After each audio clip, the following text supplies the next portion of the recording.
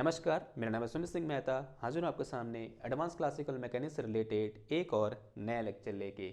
आज का हमारा है लेक्चर नंबर 51 और आज के इस लेक्चर का हमारा टॉपिक क्या रहने वाला है? हमारा टॉपिक है रदरफोर्ड स्कैटरिंग क्रॉस सेक्शन। जैसा कि आप सब लोग जानते हैं, कल हमने डिस्कस क्या किया था? हमने डिस्कस किया था कि स्कैटरिंग अंडर सेंट्रल फोर्स क्या होती है, और इस टाइप की स्कैटरिंग के लिए यानी स्कैटरिंग अंडर सेंट्रल फोर्स के लिए हमने एक टर्म डिफाइन किया था, जिस टर्म का नाम क्या था? Scattering cross section. इसका एक दूसरा नाम भी था डिफरेंशियल स्कैटरिंग क्रॉस सेक्शन। हमने पढ़ा था कि डिफरेंशियल स्कैटरिंग क्रॉस सेक्शन क्या होता है और इसका फॉर्मूला क्या होता है, और उस फॉर्मूले को हमने डिराइव भी किया था।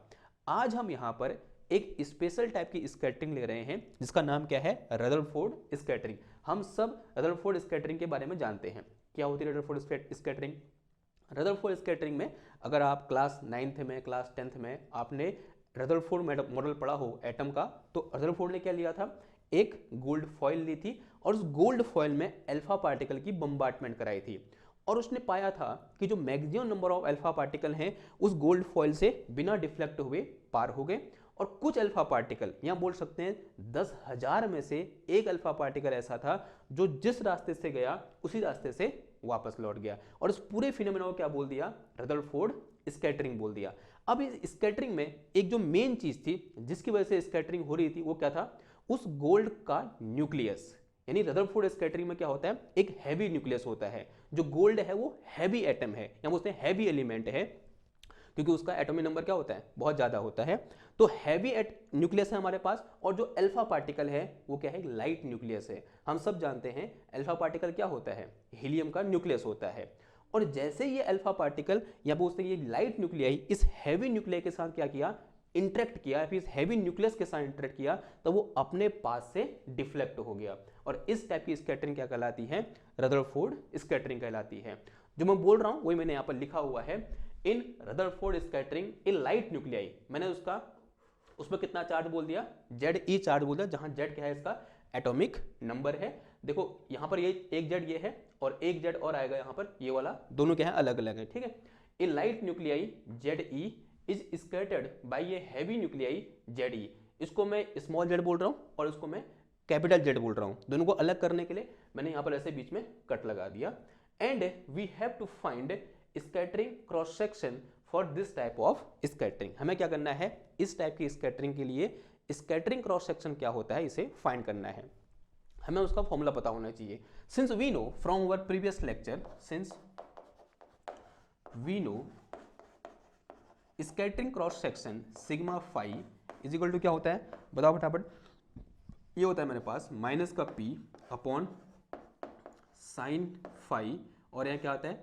D p over d phi आता है। ये फॉर्मूला पढ़ा हमने किसका?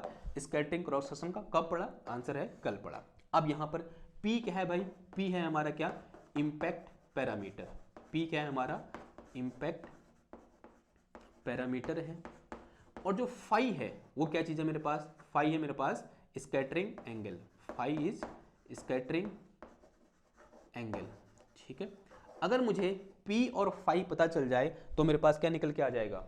सिग्मा फाई निकल के आ जाएगा, या बोल सकते हैं स्कैटरिंग क्रॉस सेक्शन निकल के आ जाएगा। तो हमारे पास पहला जो एम है वो क्या है? ये निकालना भाई कि P निकाल दो, फाई निकाल दो। अब P निकालना है, कैसे निकालेंगे P? समझेंगे जरा। उसके लिए सबसे पहले ये समझते हैं कि यहां पर हो क्या रहा है। हमारे पास क्या है? एक हैवी न्यूक्लियाई है। अगर गोल्ड का है तो गोल्ड न्यूक्लियाई होगा, किसी और एलिमेंट का होगा तो उसका न्यूक्लियाई होगा। मैंने इन जनरल बोल दिया। मेरे पास एक न्यूक्लियाई है जिसमें कितना चार्ज है? Ze चार्ज है। Z क्या है? उसका एटॉमिक नंबर है। और ये एक एक्सेस है जो इस न्यूक्लियाई से होकर जा रही है, और ये न्यूक्लियाई क्या करेगा? पार्टिकल को स्कैटर्ड करेगा। यानी this is our centre of force. ये मेरे पास क्या? सेंटर ऑफ फोर्स है, and this line is passing through this centre of force. Now I am assuming that कि a light nuclei of mass m and charge Ze, देखो ये Z अलग है, ये Z अलग है, of charge Ze moving with some initial velocity v0 in this direction. ऐसे क्या कर रहे हैं? मूव कर रहे हैं, और जैसे इसके इन्फ्लुएंस में आया, या बोलते हैं इस हैवी न्यूक्लियाई के इंटरेक्शन में आया, वो अपने पास से क्या हो गया? डेविएट हो गया, और यहाँ पर क्या होगी? ये स्कैटरिंग होगी। तो इस तरह से ये पार्टिकल आया और इस तरह से क्या हो गया, अपने पास से डेविड हो गया और मैंने ये बोला कि यहाँ पर स्कैटरिंग हो गई। ठीक, क्लियर है बात। नाउ अब ये जो डिस्टेंस होती है यहाँ से यहाँ तक, इसी को हम क्या बोलते हैं, इम्पैक्ट पैरामीटर P बोलते हैं। This is our impact parameter P, perpendicular direction from centre of force and direction of from and incident direction. Incident direction और सेंटर ऑफ फोर्स के बीच की जो परपेंडिकुलर डिस्टेंस होती है उसी को मैं क्या बोल देता हूँ, इम्पैक्ट पैरामीटर बोल देता हूँ। ये बात समझ में आ रही है? ओके, अगर ये बात समझ में आ रही है, अब देखो, मान ला अज्यूम कर लिया कि किसी टाइम पर मेरा जो पार्टिकल है स्कैटरिंग के बाद यहाँ पहुँचा है, तो यहाँ से इसकी पोजीशन क्या हो जाएगी, इस वेक्टर से दिखाएंगे।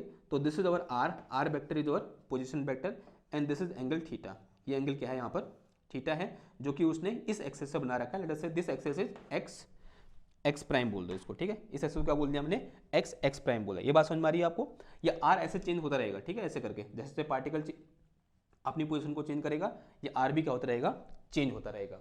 ठीक, ये बात समझ में आई? ओके, अगर इतनी बात समझ में आई, अब हमने कल एक चीज पढ़ी थी कि this P is related with angular momentum and energy E। देखो, अगर मैं इस पार्टिकल की एनर्जी की बात करूं तो energy of this particle will be equal to total energy which is equal to kinetic energy of that particle when this particle is very far from this nuclei. तो कितना हो जाएगा ये, mv0 स्क्वायर, ये तो होगा। This is kinetic energy of this particle, E is equal to half mv0 square. Okay, अगर मैं एंगुलर मोमेंटम J की बात करूं, then this angular momentum J will be equal to क्या होता है, ये होता है मेरे पास mv0 इंटू आर आता है, तो यहाँ कितना आ जाएगा, ये P आ जाएगा। Here P is impact parameter. कल ही हमने डिस्कस कर रखा है ये कि ये कैसे हुआ ना। अगर थोड़ा इसको मॉडिफाई करूं तो मॉडिफाई करने के बाद इसे मैं क्या लिख सकता हूँ, twice of ME, this is equal to, यहाँ m स्क्वायर हो जाएगा बिकॉज m से मल्टीप्लाई, और दोनों ओर m से मल्टीप्लाई कर दिया, तो यहाँ कितना आ जाएगा, ये mv0 का स्क्वायर आ जाएगा। तो यहाँ से मेरे पास mv0 इक्वल टू कितना आ जाएगा, under root of twice of ME आ जाएगा। ठीक, अब एक काम करो, इसको यहाँ से उठाकर इधर पुट कर दो, तो J इक्वल टू कितना आ गया, ये under root of twice of ME into कितना आया, P आ गया। ठीक, तो यहाँ से मेरे पास impact parameter P equal to कितना आ जाएगा, this is equal to J upon under root of कितना है, ये ट्वाइस ऑफ ME आ गया। तो this is our impact parameter G। तो J और P के बीच ये रिलेशन निकल के आ रखा है। मुझे थोड़ा बहुत याद आ रहा है, मुझे लगता है मैंने कल वाले लेक्चर में थोड़ा सा यहाँ पर क्या कर दी, गलती कर दी, इसको इधर उधर शिफ्ट करने में। ठीक है, उसको सही कर लेना। अगर वहाँ ऐसा ही लिखा है तब तो सही है, मुझे लग रहा है P मैंने यहाँ डिवाइड में कर दिया। ठीक है, थोड़ा सा गलती होगी मेरे साइड में, लेकिन देख लेना आप। ओके, नाउ तो J इक्वल टू कितना आ गया, under root of 2ME into कितना आया, ये P आ गया। ये क्या निकल गया, मेरा इम्पैक्ट पैरामीटर निकल के आ गया। नाउ अब जरा समझेंगे यहाँ पर जो इंटरेक्शन हो रहा है वो कौन सा इंटरेक्शन है, इट इज कूलम्बिक इंटरेक्शन। तो force acting between this nucleus, this light nucleus and heavy nucleus will be equal to कितना आएगा बताओ, F equal to, we all know that this is equal to coulomb's force and 1/4 pi epsilon naught Q1 Q2 यानी ZE और ZE upon R square. इसको मैं क्या लिख सकता हूँ, F equal to 1/4 pi epsilon naught ZE square upon में कितना आ जाएगा, R स्क्वायर। थोड़ा सा इसको अच्छे से लिख दूं मैं, F इक्वल टू, इसे मैं लिख रहा हूँ कैसे, देखो ZE square upon 4 pi epsilon not और इंटू 1/R स्क्वायर, ऐसा मैं लिख रहा हूँ। And this force is repulsive nature. किस नेचर का फोर्स है ये, रिपल्सिव नेचर का फोर्स है। लेकिन हमने, अगर आप थोड़ा बहुत, अगर आपको याद है, हमने 3 या 4 लेक्चर पहले एक अट्रैक्टिव फोर्स की बात की थी जिसका नाम क्या था, ग्रेविटेशनल फोर्स था। अब ग्रेविटेशनल,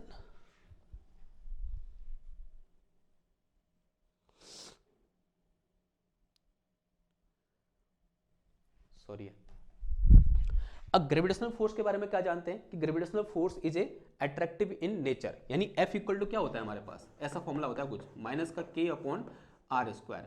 और इसके लिए हमने सारी कैलकुलेशन की है। लेकिन यहां पर ये जो फोर्स है वो किस नेचर का है, रिपल्सिव नेचर का है। तो यहां पर हम इसकी कैलकुलेशन को एज इट इज पुट नहीं कर सकते, मुझे यहां पर थोड़ा बहुत चेंजेस करने पड़ेंगे। अब वो चेंजेस क्या करने पड़ेंगे जरा समझो। मैं एक काम कर रहा हूँ यहाँ पर, माइनस से इधर इंटू कर दे रहा हूँ और माइनस से ही मतलब -1 से 2 बार इंटू कर दिया, यहाँ माइनस रख दिया, यहाँ माइनस रख दिया, माइनस अगेन क्या हो जाएगा, प्लस हो जाएगा। लेकिन ऐसा करने से एक फायदा हुआ, मैं अज्यूम कर ले रहा हूँ, let us consider here k is equal to minus का z e square upon 4 pi epsilon naught, यानी इस वैल्यू को मैंने क्या बोल दिया, k बोल दिया विथ नेगेटिव साइन। तो f इक्वल टू कितना आ जाएगा यहाँ से, माइनस का k अपॉन आर स्क्वायर आ गया। यानी मैंने इस फोर्स को मैथमेटिकली इस फॉर्म में लिख दिया बस। अब मैं क्या कर सकता हूं, जो फॉर्मुलेशन हमने पहले किया है उसको यहां पर एज इट इज पुट कर सकता हूं। अब अगर मेरे पास कोई पार्टिकल है, वो इस फोर्स के अंदर मूव कर रहा है और उसका नेचर फोर्स इस टाइप का दिखता है और वो इस फोर्स के अंदर मूव कर रहा है, तब उसका जो पाथ होगा उसकी इक्वेशन निकल के आई थी। वो इक्वेशन क्या थी हमारे पास, for this type of force, ऐसे लिख के चलेंगे हम, for this type of force path follow by particle will be given by following equation। कोई बता सकता है इक्वेशन क्या थी, फॉलोइंग इक्वेशन। वो इक्वेशन बड़ी सिंपल थी, L upon r is equal to 1 plus का E कॉस, यहाँ पर थीटा माइनस का थीटा नॉट था, जहाँ पर थीटा नॉट कांस्टेंट था, वो थीटा ये वाला था, ठीक है। तो यहाँ कितना आ जाएगा, खाली मैं कॉस थीटा लिख रहा हूँ, जो थीटा माइनस थीटा नॉट आया था, अज्यूम कर लो थीटा नॉट कितना है, 0 है, ठीक है। तो कितना आ गया यहाँ पर, थीटा आ गया। तो this is the equation of conic. जिस कोनिक में, वो पैराबोला भी हो सकता है, हाइपरबोला भी हो सकता है, वो इलिप्स भी हो सकता है और वो सर्कल भी हो सकता है, depending upon value of this E, and this E is called eccentricity of conic. तो इसे मैं क्या बोल रहा हूँ, कुछ इक्वेशन नंबर 1 बोल रहा हूँ, और इस इक्वेशन नंबर 1 में जो E है उसकी वैल्यू कितनी होती है, हम सबको पता होनी चाहिए। ये E की वैल्यू होती है हमारे पास, here E is equal to under root of 1 plus twice of E into J square upon M के स्क्वायर। और यहाँ पर जो L है मेरे पास, ये वाला L, इसकी वैल्यू कितनी होती है, this is equal to J square upon M के बराबर होती है, ठीक है। अब ये कैलकुलेशन हमने पहले किया है, तो इस फोर्स को ऐसे लिखने का फायदा क्या हुआ, मुझे ये इक्वेशन दोबारा से ड्राइव नहीं करनी पड़ी, क्योंकि हमने जब कैपलर्स लॉ पढ़े थे, और कैपलर्स लॉ में कौन सा फोर्स लगता है, gravitational force which is attractive in nature, तो उस केस के लिए हमने ये इक्वेशन ड्राइव की है। तो ये क्या है, इक्वेशन ऑफ कोनिक है, यानी यहाँ पर जो पार्टिकल मूव करेगा वो या तो इलिप्टिकल पाथ में मूव करेगा, या पैराबोलिक पाथ में मूव करेगा, या हाइपरबोलिक पाथ में मूव करेगा, या फिर सर्कुलर पाथ में मूव करेगा आफ्टर स्कैटरिंग। अब वो किस पाथ में मूव करेगा वो डिपेंड करेगा कि E की वैल्यू क्या है। अब E की वैल्यू क्या है, उसके लिए यहां से हमारे पास इंपैक्ट पैरामीटर P की वैल्यू निकल के आ रखी है, J की वैल्यू निकल के आ रखी है। एक बार इसको उठा के यहां से इधर पुट करेंगे, जितनी वैल्यू हमारे पास है, K की वैल्यू ये दी हुई, K की वैल्यू यहाँ पुट करेंगे, तो हम देखेंगे कि E क्या निकल के आया, और उसके अकॉर्डिंग हम कमेंट करेंगे कि यहाँ पर पाथ क्या होगा, ठीक है। तो E इक्वल टू कितना आ जाएगा, ये देखो भाई, under root of 1 plus twice of E J square, यानी इस पूरे का स्क्वायर, यानी कितना आ जाएगा ये, under root of 2me into p इसका स्क्वायर, और अपॉन में कितना आ गया ये, m के स्क्वायर, और k की वैल्यू ये दिखी हुई हमारे पास, तो दिस इज माइनस का z और z ई स्क्वायर, अपॉन में कितना आ गया ये 4 पाई एप्सिलॉन नॉट और इस पूरे का होल स्क्वायर, ठीक है। तो E इक्वल टू आ गया कितना, under root of this is 1 plus this is twice of E, ये रूट हट जाएगा तो कितना आ जाएगा ये 2me आ गया, 2me, फिर इंटू कितना आ गया ये p स्क्वायर, और अपॉन में कितना आ जाएगा ये m, और ये माइनस का क्या प्लस हो जाएगा, स्क्वायर पर तो प्लस हो जाएगा, इसको ऐसे रहने दो स्क्वायर के अंदर ही, z e square upon 4 pi epsilon naught इस पूरे का होल स्क्वायर, ठीक है। देखो इस m से ये m कैंसिल हो जाएगा, तो यहाँ से e इक्वल टू कितना आया, small e equal to under root of 1 plus, इसको मैं क्या लिखता हूँ, देखो 2 का स्क्वायर लिख सकता हूँ क्योंकि 2 बार 2 है, और फिर क्या लिखता हूँ मैं e का स्क्वायर, और यहाँ से क्या आ जाएगा p का स्क्वायर, और अपॉन में कितना आ गया ये, या फिर अगर मैं इसको ऊपर लाऊंगा तो क्या आ जाएगा ये 4 पाई एप्सिलॉन नॉट का होल स्क्वायर, और अपॉन में आ गया मेरे पास क्या z into Z E square, और इस पूरे का होल स्क्वायर। देखो सबके अंदर सबके ऊपर स्क्वायर है तो मैं सबको एक साथ लिख सकता हूँ, तो ये मिटा रहा हूँ यहाँ पर मैं, ठीक। अगर मैं सबको एक साथ लिखूँ तो यहाँ से e eccentricity equal to this is under root of 1 plus, ये आ गया मेरे पास कितना ट्वाइस ऑफ ई पी और इंटू 4 पाई एप्सिलॉन नॉट। इस 4 को इंटू नहीं कर रहा क्योंकि 4 पाई एप्सिलॉन नॉट की वैल्यू को पता होती है तो उसको एक साथ लिखने में फ़ायदा है, और अपॉन में कितना आ गया ये जेड ई स्क्वायर, इस पूरे का होल स्क्वायर। तो दिस इज अवर इसेंट्रिसिटी। अब बताओ भाई, ये जो इसेंट्रिसिटी ई निकल के आ रखी है, ये एक से बड़ी है, एक से छोटी है, या एक के बराबर है? बताओ, साफ साफ दिख रहा है दिस थिंग इज पॉजिटिव क्योंकि यहाँ स्क्वायर आ रहा है, तो 1 plus something it will be more than 1, और मोर देन 1 आएगा, और मोर देन 1 का जब रूट निकालेंगे तो वो भी क्या आएगा, मोर देन 1 आएगा। It mean this E is greater than 1। भाई जो इसेंट्रिसिटी निकल के आ गई वो क्या है, एक से बड़ी है, और जब भी इसेंट्रिसिटी एक से बड़ी होती है तो जो कोनिक सेक्शन होता है वो क्या होता है, हाइपरबोला होता है। तो in this case this path will be hyperbola. तो यहां पर लिख के चलेंगे, so path followed by particle will be hyperbolic. अब मुझे ये कुछ चीजें चाहिए होंगी, चलो ये तो याद ही है, तो ऐसे लिखेंगे पाथ फॉलो बाय,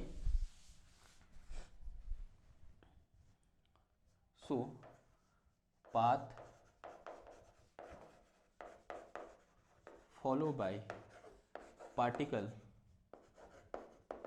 पार्टिकल यानी लाइट न्यूक्लियाई की बात हो रही है, ठीक है, light nuclei will be hyperbolic, will be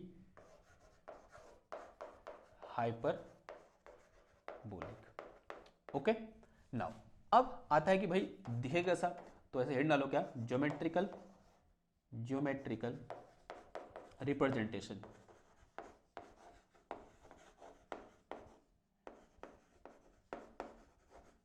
of Rutherford scattering. ठीक है, यहां से क्या पता चला कि भाई जो पाथ होगा कैसा होगा, हाइपरबोलिक होगा। तो पहले तो हाइपरबोला बना दो, ठीक है। तो हाइपरबोला कैसा होता है, कुछ इस टाइप का देखने को मिलता है, और ये क्या होती है, ये एक्सेस होती है, ठीक। और ये क्या होता है, सेंटर ऑफ हाइपरबोला, इसे हम क्या बोलते हैं, सेंटर ऑफ हाइपरबोला बोलते हैं।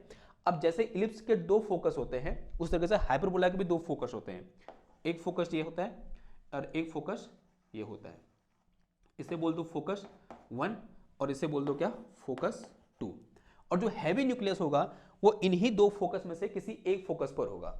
जैसे इलिप्स के केस में जो सन होता है वो किन्हीं 2 फोकाई में से एक फोकाई पर होता है, तो उस तरीके से इन 2 में से किसी एक जगह पर क्या होगा, हमारा हैवी न्यूक्लियस होगा। तो माना यहां पर मेरे पास क्या है, हैवी न्यूक्लियस है, और जिसमें कितना चार्ज है, कैपिटल जेड ई के बराबर क्या है, चार्ज है। अब इसको हम क्या बोलते हैं, सेंटर ऑफ हाइपरबोला बोलते हैं। इसका नाम क्या है, सेंटर ऑफ हाइपरबोला। अब मान लिया इस तरह से पार्टिकल आ रहा है इस हाइपरबोलिक पाथ में, अज्यूम कर लो किसी टाइम टी पर ये जो पार्टिकल है स्मॉल जेड ई वाला वो यहाँ पर है, तो यहाँ से जो ये आर है ये क्या हो जाएगा, इसका पोजीशन वेक्टर आर। तो ये क्या हो गया मेरा यहाँ से यहाँ तक, this is position vector r and this is angle theta. ये एंगल मेरे पास क्या है, यहाँ पर थीटा है। नाउ अब यहाँ पर 2 और इंपॉर्टेंट टर्म आते हैं, उनको क्या बोलते हैं, एजम्पटोड्स ऑफ हाइपरबोला। एजम्पटोड्स क्या होते हैं, ये सेंटर ऑफ हाइपरबोला है, सेंटर का मतलब यहां से डिस्टेंस और यहां से डिस्टेंस क्या होगी, सेम होगी। अब एजम्पटोड्स क्या होते हैं, अगर मैं इस सेंटर से होते हुए एक स्ट्रेट लाइन खींचूं, इस तरह से खींच दी स्ट्रेट लाइन, और वो हाइपरबोला को टच तो नहीं कर रही है लेकिन उसको टच करने की ओर जा रही है। कभी टच नहीं करेंगे लेकिन उनको हमेशा क्या करेंगे, अप्रोच करेंगे कि हाँ अब टच होने वाले, अब टच होने वाले, अब टच होने वाले, लेकिन टच नहीं होंगे। या बोल सकते हैं ऐसा अपीयर होगा कि वो टच हो रहे हैं। जैसे आप लोगों ने एक वर्ड सुना होगा क्षितिज। क्या होता है क्षितिज? जब आप कभी हाइट में जाते हो ना और आपको ऐसा लग रहा होता है कि उस पॉइंट पर आकाश और धरती मिल रहे हैं, उसे हम क्या बोलते हैं? क्षितिज बोलते हैं। अब अंग्रेजी में क्या बोलते हैं मुझे नहीं पता, क्षितिज हिंदी में बोलते हैं। सेम एजम्प्टोड्स में भी है। माना बहुत दूर जाने के बाद ये जो स्ट्रेट लाइन है वो इस हाइपरबोलिक पाथ को टच करती हुई अपीयर हो रही है, लेकिन टच नहीं हो रही है। अगर ऐसी एक स्ट्रेट लाइन में यहां से खींचूं, जो स्ट्रेट लाइन बहुत दूर जाने के बाद इस हाइपरबोलिक पाथ को टच करती हुई अपीयर हो रही है, then this type of straight line is known as asymptotes. तो इस स्ट्रेट लाइन को क्या बोलता हूं मैं? एजम्प्टोड्स बोल देता हूं। और किसी भी हाइपरबोला के दो एजम्प्टोड होते हैं, एक तो मैंने खींच दिया यहां पर, दूसरा मैं खींचने जा रहा हूं। तो दिस इज अवर सेकेंड एजम्प्टोड्स। ठीक है, कभी टच नहीं करेंगे, टच करते हुए अपीयर होंगे। ठीक है, तो here we have two asymptotes of hyperbola. तो ये दोनों क्या है मेरे पास? एजम्प्टोड्स हैं। एजम्प्टोड्स। क्लियर है इतनी बात? ओके। नाउ अब जरा समझो। तो ये तो क्या हो गया? जेड इधर होगा, ये एंगल थीटा हो गया, ये इसका पोजीशन आर हो गया, ये दो क्या हो गए? एजम्प्टोड्स हो गए। अब जो इंपॉर्टेंट चीज ये है वो ये समझना है कि भाई एंगल ऑफ स्कैटरिंग होगा क्या, क्योंकि फाई चाहिए हमको वहां पर। अब एंगल ऑफ स्कैटरिंग होता क्या है? कल वाले लेक्चर को याद करो। क्या होता है? Angle between incident direction and scattered direction. यानी बिफोर स्कैटरिंग उसकी डायरेक्शन क्या थी एंड आफ्टर स्कैटरिंग उसकी डायरेक्शन क्या थी, और दोनों डायरेक्शन के बीच का जो एंगल होगा उसी को हमने क्या बोला था? एंगल ऑफ स्कैटरिंग बोला था। अब देखो, बिफोर स्कैटरिंग पार्टिकल कहीं यहां से ऐसे आ रहा था, ऐसे आ रहा था, और आफ्टर स्कैटरिंग पार्टिकल कैसे जाएगा? ऐसे चले जाएगा, बिकॉज हाइपरबोलिक पाथ में मूव करेगा। और यहां हमारा क्या है? हैवी न्यूक्लियाई है, लाइट न्यूक्लियाई इस हाइपरबोलिक पाथ के अलोंग आया आया आया आया आया और इस तरह से निकल गया। अब जरा समझो, जब वो यहां से बहुत दूर था तो कैसे मूव करेगा? वो इन ए स्ट्रेट लाइन मूव करेगा, या बोल सकते हैं इस एजम्प्टोटिक लाइन को अप्रोच करते हुए मूव करेगा। इसको टच नहीं करेगा कभी, क्योंकि टच ही नहीं करता तभी तो एजम्प्टोस हुआ, उसकी डेफिनेशन ये होती है। लेकिन हम बोल सकते हैं कि for a very far, for at a large distance, अगर मैं बहुत दूर की बात करूं तो जो एजम्प्टोटिक डायरेक्शन होगी वही किसकी डायरेक्शन होगी? पार्टिकल के आने की डायरेक्शन होगी।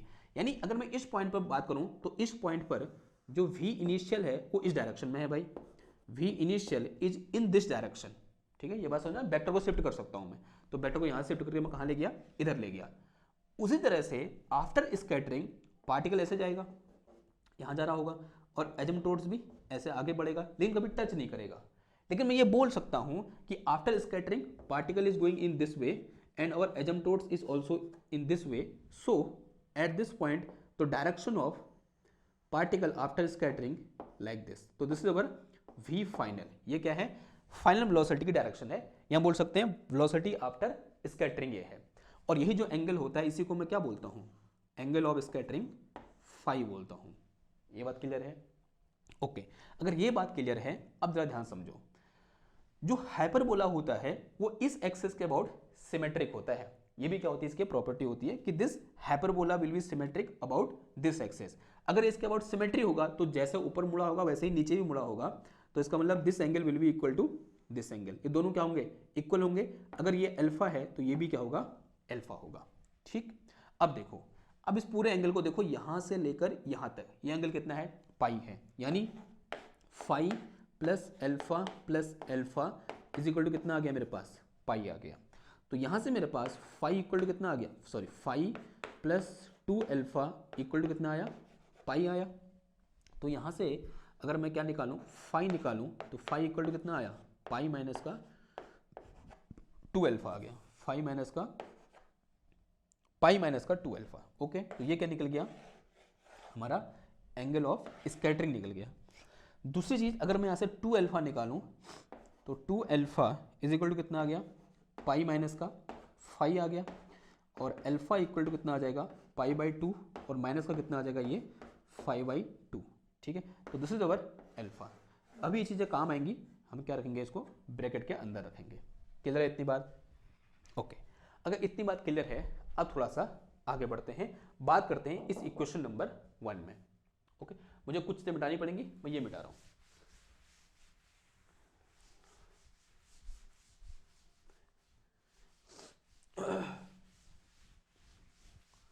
नाउ अब देखो, at large distance at large distance from ZE, यानी इस ZE से बहुत दूर, जब ये मेरे पास ये लाइट न्यूक्लियाई इससे जब बहुत दूर होगा तब उस केस में R टेंस टू इन्फिनिटी, ऐसा बोल सकता हूं मैं। जो ये R है ये क्या होगा, इन्फिनिटी की ओर टेंस करेगा। अगर ये R इन्फिनिटी की ओर टेंस करेगा तब उस केस में ये जो एंगल होंगे अल्फा और थीटा दोनों लगभग बराबर होंगे। या बोल सकते हैं for this situation this theta will approach alpha. ऐसा मैं क्यों कह पा रहा हूं, जरा समझेंगे। ये कंडीशन हमारे सामने बहुत पहले आ रही, मतलब बहुत बार पहले भी आ रखी है। मान लिया एक लाइन ये है ऐसे, ठीक है, और एक लाइन ये है, ठीक, और ये एंगल थीटा है और ये एंगल अल्फा है। ये डिस्टेंस बहुत कम है, this distance is very very small, और अज्यूम कर लो ये x है and this x is very small, ठीक है, मान लिया ये 10 सेंटीमीटर है। नाउ अब मैं अज्यूम कर रहा हूं कि ये जो मेरे पास पॉइंट है ये ऐसे जा रहा है, ऐसे बढ़ रहा है आगे को, कैसे, इस तरह से, ऐसा आगे बढ़ने में यूं करके, और ये भी ऐसे आगे ऐसे बढ़ने में और इन्फिनिटी में जाके मिल रहे हैं। तब उस केस में ये डिस्टेंस बहुत छोटी है, लेकिन ये डिस्टेंस जहां ये मिलने वाले हैं वो क्या हो गई है, बहुत ज्यादा हो गई है। तो उस केस में this theta will approach to alpha. ठीक, थोड़ा बहुत समझ में आ रहा है। इसको ऐसे नहीं समझते हो तो यही समझ लो कि अगर ये R की वैल्यू क्या होगी, बहुत ज्यादा होगी, तो एक्चुअल में होगा क्या, ये जो R है लगभग एजम्प्टोट्स के साथ मैच कर जाएगा, ऐसा समझो ना। अगर ये R की वैल्यू बहुत ज्यादा होगी, if R tends to infinity, then this R लगभग क्या कर जाएगा, इस एजम्प्टोट्स को मैच कर जाएगा, या एजम्प्टोट्स को ओवरलैप कर जाएगा। अगर ऐसा होगा तो ये जो थीटा है ये लगभग इक्वल टू किसके बराबर हो जाएगा, अल्फा के बराबर। So for this case this theta will tends to alpha. ठीक है, ओके, बस विजुअलाइजेशन का काम है, बाकी कुछ नहीं। Then theta will tends to alpha, ये बात समझ में आ गई आपको, ओके।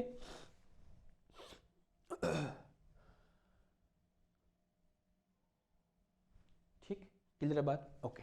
अगर ये बात समझ में आ गई तो थोड़ा सा क्या करते हैं, आगे बढ़ते हैं, और इस equation now equation 1 become, now equation 1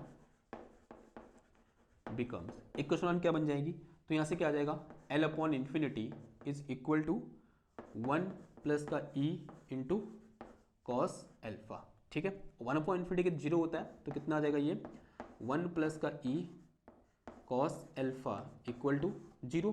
अब अल्फा की वैल्यू कितनी है, π/2 माइनस 5/2 है, तो 1 प्लस का E कॉस कितना आ गया, ये π/2 माइनस का 5/2, this is equal to 0, and this is 1 plus cos π/2 minus theta कितना होता है, कॉस साइन थीटा होता है, तो कितना आ जाएगा, E into sine 5/2, this is equal to 0। हम कहाँ गए, फर्स्ट क्वाड्रेंट में आ गए, फर्स्ट क्वाड्रेंट में सारे पॉजिटिव होते हैं तो साइन चेंज नहीं होगा, लेकिन फंक्शन चेंज हो जाएगा, कॉस से क्या आ जाएगा, साइन आ जाएगा।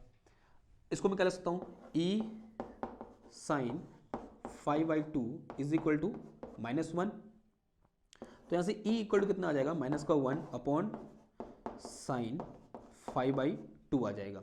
1 अपॉन साइन क्या होता है, कोसेक होता है, तो E इक्वल टू माइनस का कोसेक 5/2 आ गया। ठीक है, अब मैं एक काम कर रहा हूँ, दोनों स्क्वायर कर, स्क्वायरिंग बोथ साइड, तो यहाँ से मेरे पास E square is equal to कितना आ गया, ये कोसेक स्क्वायर 5/2 आ गया। ठीक है, कोसेक स्क्वायर 5/2, इस कोसेक स्क्वायर को क्या लिख सकता हूँ मैं, E square is equal to 1 plus का कॉट स्क्वायर 5/2 लिख सकता हूँ। ठीक है, ये सिंपल क्या होती है, आइडेंटिटी होती है ट्रिग्नोमेट्री की, कि cosec square 5/2 minus cot square 5/2 is equal to 1, तो कॉट को इधर लाया तो कोसेक स्क्वायर 5/2 इक्वल टू कितना आ गया, 1 प्लस कोसेक स्क्वायर 5/2। ठीक है, तो E स्क्वायर इक्वल टू ये आ गया, तो यहाँ से E इक्वल टू कितना आ जाएगा, देखो E इक्वल टू आ गया under root of 1 plus cot 5/2 का होल स्क्वायर, इसको मैं ऐसे भी लिख सकता हूँ। ठीक, अब ऐसे लिखने का एक फायदा हुआ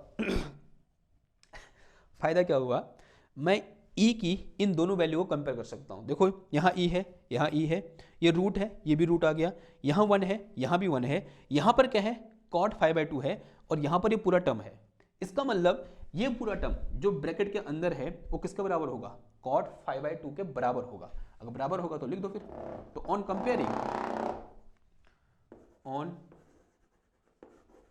कंपेयरिंग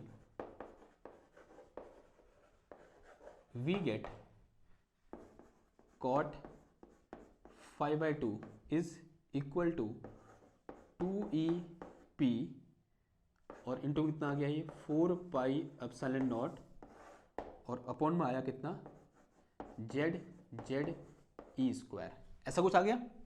ठीक है, सॉरी। अब ऐसा p निकाल सकता हूं फिर। देखो p इक्वल टू कितना आ जाएगा, ये z/e² अपॉन कॉट 5/2 इंटू, और इंटू में कितना आ जाएगा, ओह ओह ओह ओह ओह क्या कर रहा हूँ, ये अपॉन में आएगा ना, कितना है ये ट्वाइस ऑफ e इंटू 4πε0 और इंटू में कितना आ गया, ये कॉट 5/2 आ गया। This is our p। ये क्या निकल के आया मेरा भाई, p निकल के आ गया। यहां भी p निकल के आया था एक बार, लेकिन उसमें फाई पर डिपेंड नहीं कर रहा था, बिकॉज हमको dp/d चाहिए स्कैटरिंग क्रॉस सेक्शन निकालने के लिए ना। अब हम निकाल सकते हैं, यानी p फाई पर किस तरह से डिपेंड कर रहा है वो निकल गया यहां पर। अब निकाल दो फिर dp/d। तो यहां से मेरे पास dp/d इज इक्वल टू, देखो ये पूरा कांस्टेंट है, तो z/e² upon twice of e into 4πε0। कॉटा क्या होता है, कोसेक स्क्वायर, वो भी माइनस का कोसेक स्क्वायर 5/2, फिर किसका होगा 5/2 का, 5 का तो 1 हो जाएगा, बचेगा कितना 1/2। ठीक, तो यहाँ से मेरे पास dp/d इज इक्वल टू 2 दूना 4, तो कितना आ गया ये z/e² upon this is 4e into 4πε0 और ये माइनस साइन आ जाएगा इधर पर, और ये कितना आ जाएगा कोसेक स्क्वायर 5/2 आ गया। ठीक है, ये क्या निकल गया dp/d निकल गया, ये p निकल गया। अब क्या निकाल दो, scattering cross section sigma phi निकाल दो। ठीक है, तो कहाँ निकालूं, इसको मिटा दूं, मेरे ख्याल से हो गया ना। तो sigma phi will be equal to minus का p अपॉन साइन फाई और इंटू कितना आ जाएगा dp/d आ जाएगा। वैल्यू पुट कर दो, माइनस p की जो कितना आ जाएगा, देखो ऊपर है p है मेरे पास कितना z/e² upon this is twice of e और इंटू 4πε0 और इंटू में कितना आ गया ये कॉट 5/2 और फिर नीचे साइन भी है 1/sin 5 और फिर किसकी वैल्यू आ जाएगी dp/d की वैल्यू। ओ अच्छा, ये माइनस तो कौन सा वाला था, ये वाला, और फिर इससे माइनस आएगा तो माइनस क्या हो जाएगा, प्लस हो जाएगा। और ये कितना आ गया देखो z/e² अपॉन 4e इंटू 4πε0 और फिर कितना आ गया ये कोसेक स्क्वायर 5/2 आ गया। ठीक है, अब सिर्फ कैलकुलेशन है, तो यहां से मेरे पास sigma phi will be equal to, देखो 2 दूना 4 हो जाए, सॉरी क्या कर रहा हूं,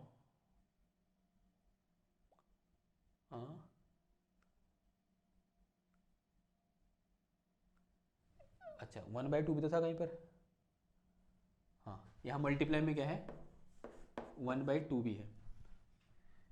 ये 4 कैसे हुआ, ओ ठीक है, तो यहाँ 2 कर दो फिर। ठीक है, ये 1/2 लिख दिया, यहाँ 2 कर दिया।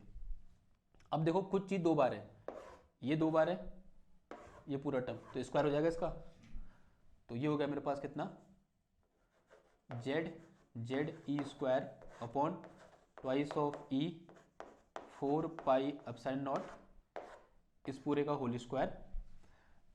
और ये मेरे पास क्या कॉट 5/2 यानी क्या हो जाएगा cos 5/2 upon sine 5/2 upon 1 upon sine 5 का लिखता हूँ मैं 2 साइन 5/2 इंटू कॉस 5/2 ऐसा लिख सकता हूँ मैं।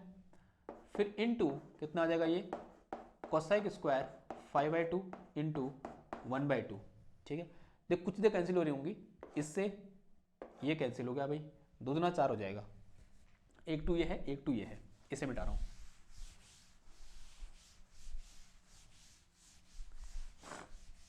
सॉरी, तो यहां से मेरे पास sigma phi will be equal to कितना आ गया ये Z Z E square upon twice of E into 4 pi epsilon naught bracket square and this is 1/4 into 1 देखो साइन इंटू साइन कितना हो जाएगा साइन स्क्वायर 5/2 इंटू कितना आ गया ये कोसेक स्क्वायर 5/2।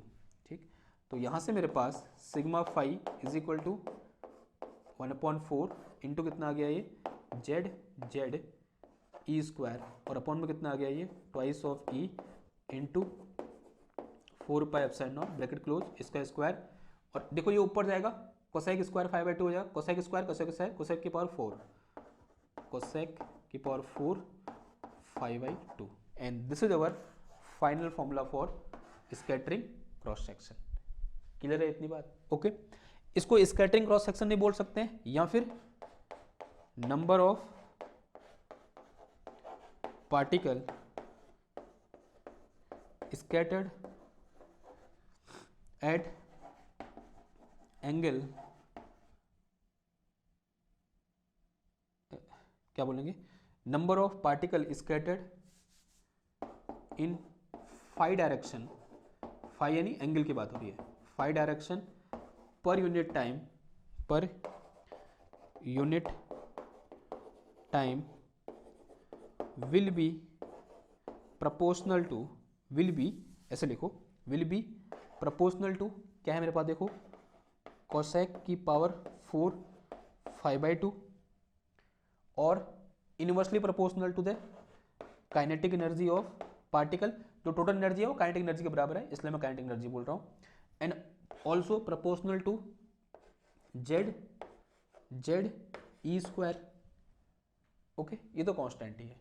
ठीक, क्लियर है बात? तो this is how scattering cross section और we can say number of particle scattered in 5 direction पर unit time will be proportional to cos की power 4 5/2 and inversely proportional to the kinetic energy of particle or we can say light nuclei and also proportional to the उनका जो atomic number होगा उसके product का।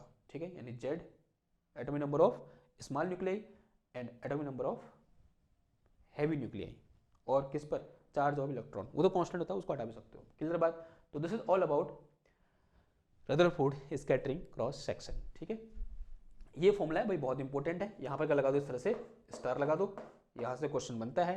कभी कभी ये formula सीधे पूछ लिया जाता है या फिर कभी कभी ये डिपेंडेंसी पूछी जाती है कि भाई काइनेटिक एनर्जी पे कैसे डिपेंड करेगा और जो स्कैटरिंग एंगल है फाई है कैसे उस पर कैसे डिपेंड करेगा, तो कोसेक की पावर 4 5/2 पर डिपेंड करता है। ठीक, और जो एटॉमिक नंबर है उन पर कैसे डिपेंड करेगा, तो ऐसे डिपेंड करेगा भाई।